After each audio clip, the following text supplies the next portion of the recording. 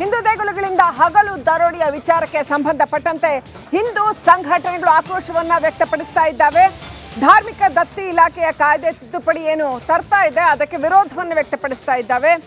ನಮ್ಮ ರಾಜ್ಯದಲ್ಲಿ 200ಕ್ಕೂ ಹೆಚ್ಚು ದೇವಸ್ಥಾನಗಳು 1 ಕೋಟಿ ಆದಾಯವನ್ನು ಮೀರಿದೆ. ಹೀಗಾಗಿ ದೇವಸ್ಥಾನದ ಹಣನ ಲೂಟಿ ಮಾಡೋದಕ್ಕೆ ಸರ್ಕಾರ ಹೊರಟಿದೆ ಅಂತ ಹಿಂದೂ ಸಂಘಟನೆಗಳು ಆಕ್ರೋಶವನ್ನು ವ್ಯಕ್ತಪಡಿಸಿದೆ. ಅಷ್ಟೇ ಅಲ್ಲ, ಹುಂಡಿಗೆ ಹಣ ಹಾಕಬೇಡಿ ಅನ್ನೋ ಒಂದು ಅಭಿಯಾನವನ್ನು ಕೂಡ ಹಿಂದೂ ಸಂಘಟನೆಗಳು ಮಾಡ್ತಾ ಇದ್ದಾವೆ.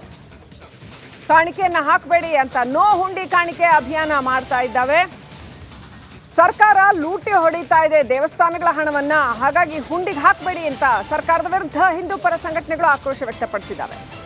ಮಸೀದಿ, ದರ್ಗಾ, ಚರ್ಚ್ ಇದರ ಬಗ್ಗೆ ಸರ್ಕಾರ ಮಾತನಾಡಲ್ಲ ಅಂತ ಕಿಡಿಕಾರಿದ್ದಾರೆ. ಕರ್ನಾಟಕ ರಾಜ್ಯ ಸರ್ಕಾರ ನಿನ್ನೆ ಧಾರ್ಮಿಕ ದತ್ತಿ ಇಲಾಖೆ ಕಾಯ್ದೆಗೆ ತಿದ್ದುಪಡಿಯನ್ನು ಜಾರಿಗೆ ತಂದಿದೆ. ಈ ತಿದ್ದುಪಡಿಯಲ್ಲಿ ಬಹಳಷ್ಟು ಹಿಂದೂ ವಿರೋಧಿ ಅಂಶಗಳಿದೆ.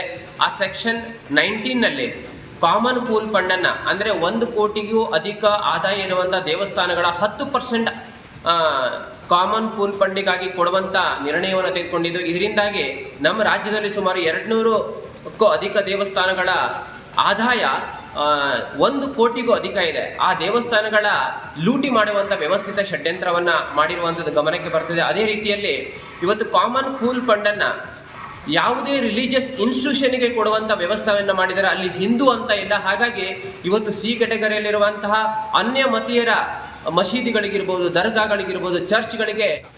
ಇನ್ನಷ್ಟು ಅಪ್ಡೇಟ್ ಪಡ್ಕೊಳ್ಳೋಣ. ನಮ್ಮ ಪ್ರತಿನಿಧಿ ವೀರೇಶ್ ನೇರ ಸಂಪರ್ಕದಲ್ಲಿದ್ದಾರೆ. ವೀರೇಶ್, ಹಿಂದೂ ಸಂಘಟನೆಗಳು ಆಕ್ರೋಶವನ್ನು ಹೊರಹಾಕಿದ್ದಾವೆ. ಅಷ್ಟೇ ಅಲ್ಲ, ನೋ ಹುಂಡಿ ಕಾಣಿಕೆ ಅಂತ ಅಭಿಯಾನ ಕೂಡ ಮಾಡ್ತಾ ಇದ್ದಾವೆ.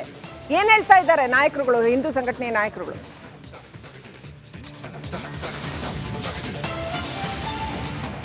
ಶ್ರೀಲಕ್ಷ್ಮಿ, ಧಾರ್ಮಿಕ ದತ್ತಿ ಇಲಾಖೆ ಏನೋ ವಿಧೇಯಕ ಬದಲಾವಣೆ ಮಾಡಿ ಸರ್ಕಾರ ಆದೇಶ ಹೊರಡಿಸಿದೆ. ಈ ಒಂದು ಆದೇಶಕ್ಕೆ ಹಿಂದೂ ಪರ ಸಂಘಟನೆಗಳು ದೊಡ್ಡ ಲೆಕ್ಕದಲ್ಲಿ ಆಕ್ರೋಶ ಹೊರಹಾಕಿ ಇದೀಗ ಅಭಿಯಾನ ಆರಂಭವಾಗಿದೆ. ಯಾಕಂದರೆ ನೋ ಹುಂಡಿ ಕಾಣಿಕೆ ಅಂದರೆ ದೇವಸ್ಥಾನಕ್ಕೆ ನೀವು ಹೋದರೆ ಹುಂಡಿಗೆ ಹಣ ಹಾಕಬೇಡಿ ಅಂತೇನು ಒಂದು ಕಡೆ ಮನವಿ ಮಾಡ್ತಿದ್ರೆ. ಯಾಕಂದರೆ ಸರ್ಕಾರ ಹಿಂದೂಗಳ ದೇವಸ್ಥಾನಗಳನ್ನು ಕಂಟ್ರೋಲ್ ತೆಗೆದುಕೊಡಲು ಹೋಗ್ತಿದೆ. ಒಂದು ಕಡೆ ಮಸೀದಿ, ಚರ್ಚು, ದರ್ಗಾಗಳನ್ನು ಬಿಡ್ತಿದೆ. ಅದರ ಬಗ್ಗೆ ಮಾತಾಡಲ್ಲ.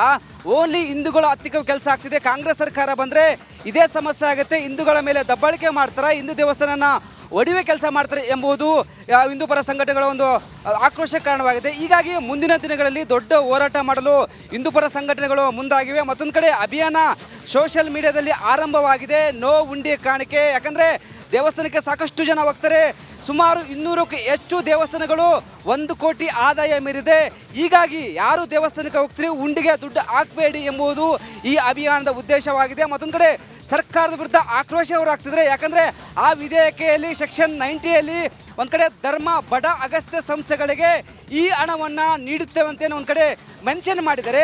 ಅದು ಹಿಂದೂ ಆಗ್ಬೋದು, ಕ್ರಿಶ್ಚಿಯನ್ ಆಗ್ಬೋದು, ಮುಸ್ಲಿಂ ಆಗ್ಬೋದು, ಮತ್ತು ಯಾವುದೇ ರಾಜಕೀಯ ವ್ಯಕ್ತಿಯ ಸಂಸ್ಥೆಗಳಿಗೆ ಈ ಒಂದು ಹಣ ಮಿಸ್ಯೂಸ್ ಆಗ್ಬೋದು. ಹೀಗಾಗಿ ಈ ಒಂದು ಅಭಿಯಾನ ದೊಡ್ಡ ಮಟ್ಟದಲ್ಲಿ ಆರಂಭ ಮಾಡಲು ಹಿಂದೂ ಪರ ಸಂಘಟನೆಗಳು ಮುಂದಾಗಿದ್ದಾರೆ. ಹೀಗಾಗಿ ಸರ್ಕಾರ ಏನಾದರೂ ಚೇಂಜಸ್ ಮಾಡಲಿಲ್ಲ ಅಂದರೆ ಮುಂದಿನ ದಿನಗಳಲ್ಲಿ ಉಗ್ರವಾದ ಹೋರಾಟ ಮಾಡ್ತೀವಿ. ಮತ್ತೊಂದು ಕಡೆ ಮಸೀದಿ, ಚರ್ಚು ಇವು ಸಹ ಇದರಲ್ಲಿ ಯಾಡ್ ಆಗಬೇಕು ಎಂಬುದು ಹಿಂದೂ ಪರ ಸಂಘಟನೆಗಳ ಒತ್ತಾಯವಾಗಿದೆ. Srilakshmi, okay, thank you Veeresh ಡೀಟೇಲ್ಸ್ಗಾಗಿ.